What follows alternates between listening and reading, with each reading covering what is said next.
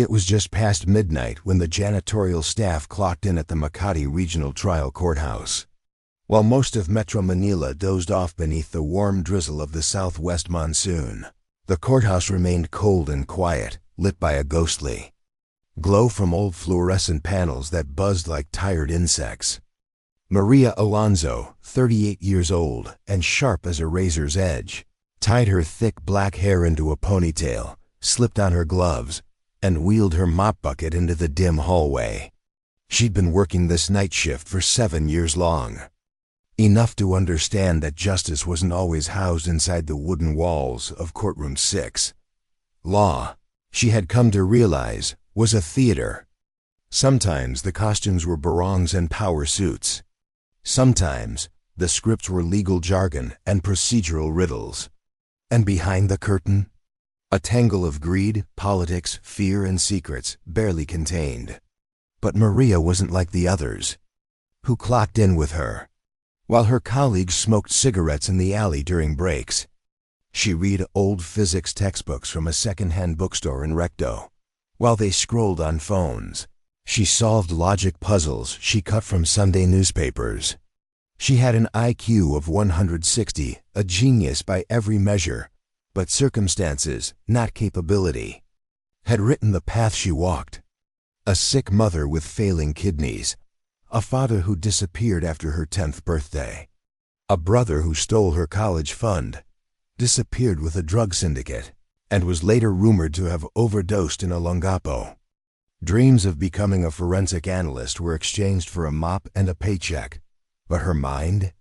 That had never stopped working. She walked into courtroom 6 and immediately sensed something was off. Her nostrils flared slightly. Blood has a smell, metallic and sharp, even under layers of bleach and polish. She moved silently, like a shadow across the floor, wiping down mahogany benches until her eyes landed on a reddish-brown smudge just beneath the elevated judge's bench. Kneeling down, she examined it more closely. It was fresh. She pressed 2 fingers near it, then sniffed the air. Blood. It hadn't been there the night before.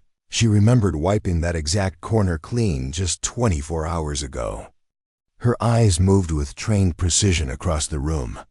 No toppled furniture, no broken fixtures. It was a quiet scene, yet something dark pulsed underneath its stillness. That's when she saw it, a glint near the base of the clerk's desk. She reached for it carefully and retrieved a tiny, curved fragment of glass. A lens, she thought, likely from a pair of eyeglasses. The edge still had a thin smear of blood. She wrapped it in tissue from her pocket and stood, suddenly very aware that she might be the first person to realize this room wasn't just messy, it was a crime scene.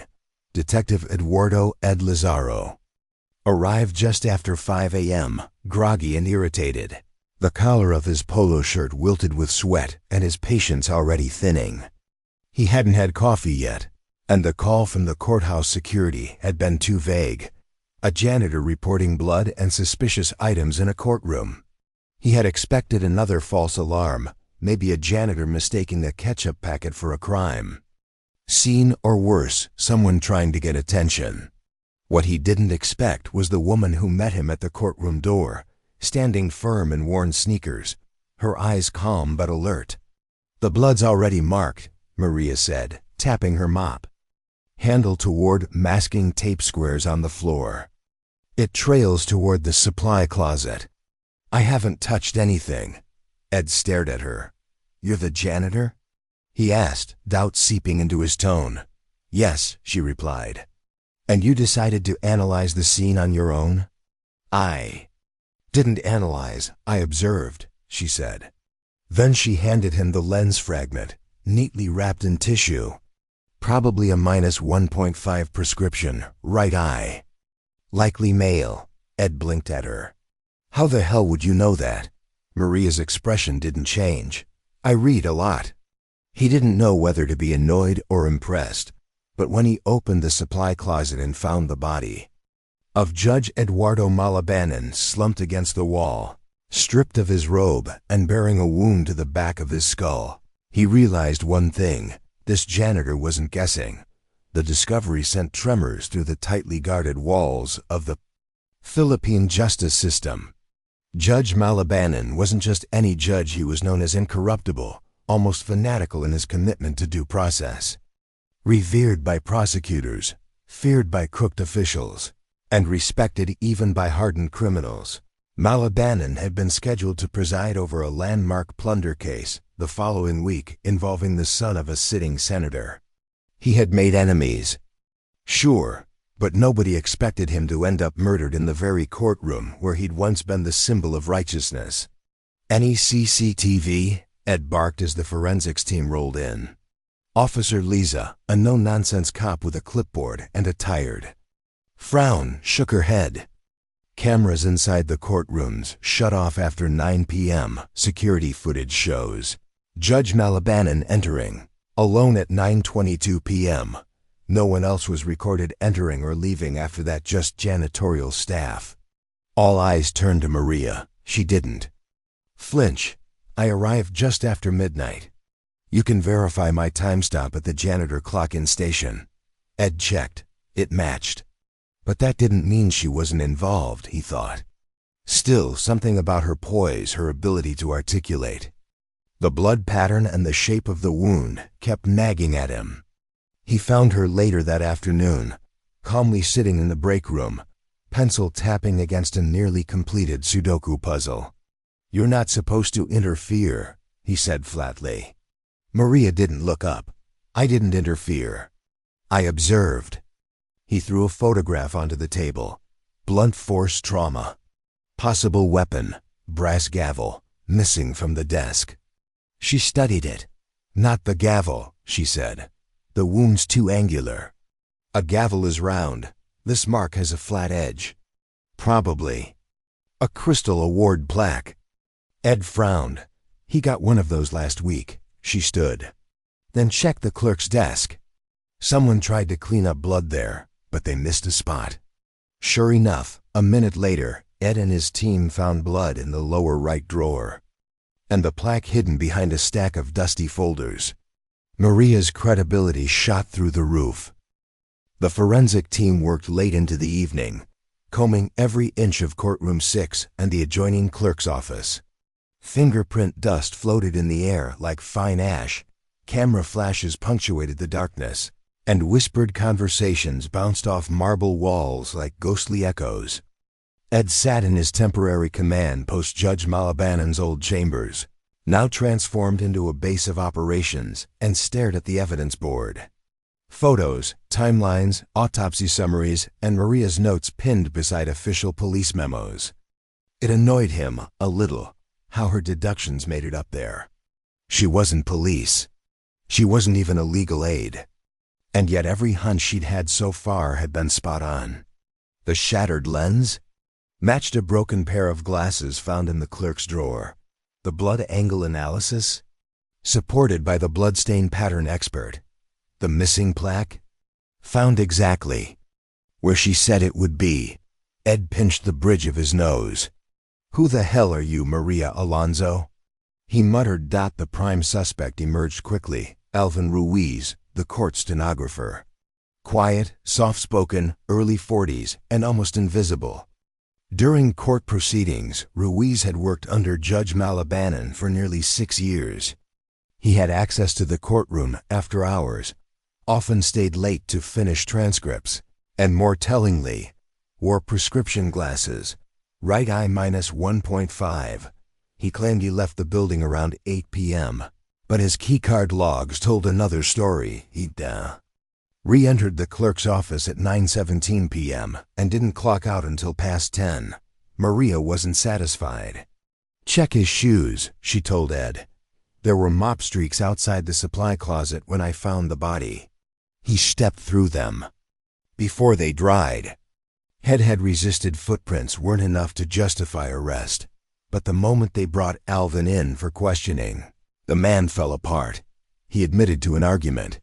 "The judge accused me of falsifying records, said he'd report me. I panicked," Alvin sobbed. "He pushed me. I grabbed the plaque. I swung. I didn't mean to kill him. He fell." Glanced at Maria. who sat silently in the corner. Her face was unreadable.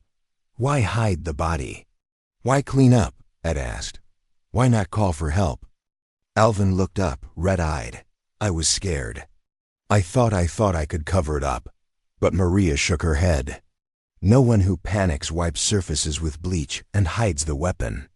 That's not fear. That's planning. Forensics confirmed.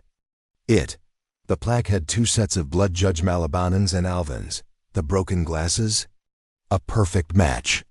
When Ed finally snapped the cuffs on Alvin Ruiz, he glanced back at Maria. You ever considered joining the PNP? He asked half-jokingly. Maria gave a tired smile. No, sir. I've got floors to mop. But I'll let you know if I see blood. Again, a week passed. Courtroom 6 was sealed, pending renovation. The judge's funeral made headlines, but beneath the mourning and rhetoric, a storm was already brewing. Ed appeared at Maria's flat in Pasig one afternoon, holding a folder of typed threats and looking even more stressed than usual. You remember that senator's son? The one Malabanan was supposed to try? Maria nodded. Key witness has. Started receiving death threats, anonymous, Latin phrases. Surveillance footage scrubbed. She read the emails, her eyes narrowing. This phrase, fiat justitia ruat caelum, it means, let justice be done though the heavens fall. Whoever sent this isn't random. This is calculated. Someone with legal training. Someone with access. Maria flipped through the pages, red pen in hand. Look at the timestamps. Every message was sent exactly 11 minutes after courtroom lunch adjournments. That's not a coincidence. This person works here. They know the schedule. Ed paled. You think we have a mole? Maria nodded. A high-level one. Someone with access to case schedules, witness lists, security protocols. I'd start with IT or internal clerks. That night, Maria volunteered for cleaning duty in the server room. Under the guise of scrubbing dust from cables, she monitored the network logs. At 12:19 a.m., someone accessed the archive directory. Flagged as sensitive evidence, plunder case 1147. Maria peeked through the glass panel and froze. It was Officer Liza, the same Liza who'd sworn the security footage was clear. Maria took screenshots, copied access metadata, and emailed it to herself through a secure drive she'd built in high school. By the time Ed arrived, her evidence was airtight. When they confronted Liza, she crumbled. Her brother had been caught in a drug case. Someone had promised to erase the record if she helped monitor trial witnesses. That someone turned out to be Hector Guevara, a sharp, quiet legal aid known for his precise work and unassuming nature. Maria warned Ed, Hector's just a pawn. Someone else is moving the pieces. Hector Guevara didn't flinch when the charges came. No frantic denials, no pleading. He sat in the interview room, straight-backed and cold-eyed, hands folded like he was awaiting a chess move. You're wasting time, he said coolly. I've broken no law. Liza acted alone. I can't control what others do. But Maria wasn't convinced. She watched from behind the two-way mirror, arms crossed. He's lying, she whispered to Ed. He's too calm. Either he's protected, or he knows we don't have enough to tie him to the source. The investigation stalled. The threats ceased, but so did progress on the plunder case. The senator's son, sensing weakness, petitioned for dismissal on grounds of compromised evidence. Judge Malabanan's replacement, far less fearless, delayed proceedings. Ed was furious. We can't touch Guevara without more. He covers his tracks too well. Maria bit her lip. Then we need to catch whoever's protecting him. She turned her attention to digital audit trails, emails, print logs, database logins. Using knowledge she'd taught herself over years of tinkering with second-hand computers, she built a map of interaction paths. That's when she saw it. One particular username, tied to case folders, but never mentioned in official staff rosters, D_Atenza. Attorney, Delfin Atienza. Maria frowned. She knew that name. Everyone in the justice system did. Atienza was the famed anti-corruption crusader who'd led a massive cleanup during the late 2000s, revered in legal circles, decorated, untouchable. But his name showing up in these case archives, particularly ones tied to past corruption scandals, was too strange to ignore. She pulled old news reports, audit records, property filings. The deeper she looked, the more cracks appeared in the pristine facade. Atienza had purchased properties, 4 homes and 2 condos, all registered under shell corporations in the same years that key witnesses in a decade-old corruption case died mysteriously. They were all accountants or admin clerks who testified. In the Department of Infrastructure Ghost Fund scandal, Maria told Ed, all died in unrelated accidents. One fell down the stairs, one slipped in the shower, one electrocuted while fixing a light bulb. Too neat, too clean. Ed frowned. That's a long time ago. Why start killing now? Maria tapped a file. Because some of those old testimonies are being reintroduced in this new plunder trial. If those names resurface, the whole past case could be reopened. And Atienza has everything to lose. Maria and Ed met with prosecutor Ramon Ignacio, who had quietly re-entered the picture. I've had suspicions, he admitted, but never proof. Atienza's been shielded for years. Judges owe him favors, media won't touch him, and whistleblowers vanish. If we go after him, we have to be surgical. No mistakes. Together, they crafted a trap, a fake 6th survivor of the Ghost Fund scandal, a supposedly overlooked clerk with damning new evidence. His name appeared subtly in court. Memos, his files slipped into records Atienza would have access to. They made sure to leak word of his testimony, just loud enough for it to reach Hector Guevara's ears. The bait worked. Within days, the fake clerk received a threat letter with the exact phrasing as the old ones. Stay silent or sleep. Forever. That night, a masked figure tried to break into the staged condo unit. Surveillance teams swarmed. The suspect was Atienza's longtime driver, carrying a vial of sedative and a pre-written warning note. Once in custody, he broke. Attorney Atienza said if I did this one last job, he'd pay for my daughter's school abroad. I didn't know the guy was fake, I swear. That was enough. Combined with Maria's evidence trail, the shell companies, and real estate transactions, the net closed fast. The court ordered Atienza's arrest. The headlines the next morning were seismic. Atienza's trial became a national event. Politicians turned on him. Retired bureaucrats came forward. Hidden bank accounts were uncovered in the Caymans. The corruption he'd supposedly fought against had, in fact, made him rich. Ed watched the trial unfold with mixed feelings: satisfaction at justice being served, and disbelief that a janitor had been the key to it all. When the conviction was announced guilty on multiple counts of conspiracy, obstruction of justice, and accessory to murder, Maria stood outside the courthouse, her mop leaning on the wall beside her. Ed walked up with 2 cups of Tahoe.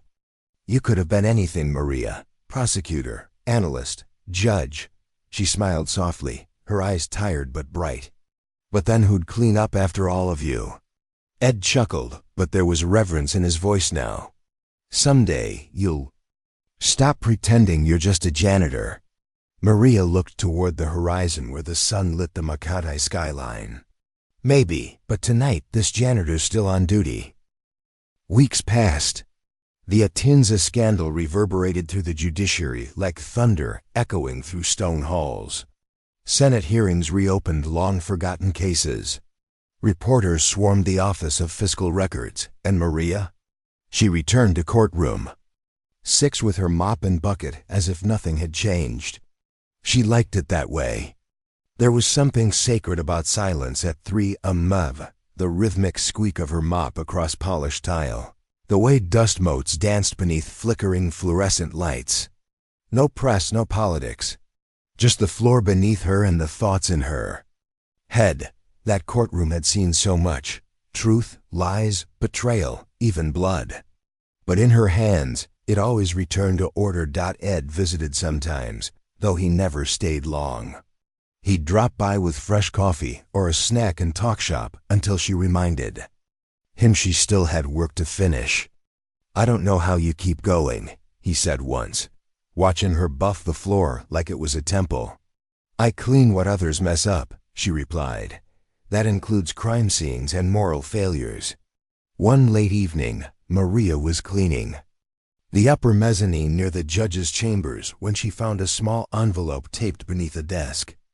Inside was a single photo, black and white, slightly faded, of a young girl no older than 10, sitting in front of a shanty house, barefoot, holding a tattered physics textbook in her lap. On the back, in handwriting that looked achingly familiar, were 5 words: "Don't forget what you survived." She sat with it for a long time. That girl in the photo was her, taken by a nun at the shelter where she lived after her father disappeared. It had been mailed to the courthouse weeks ago.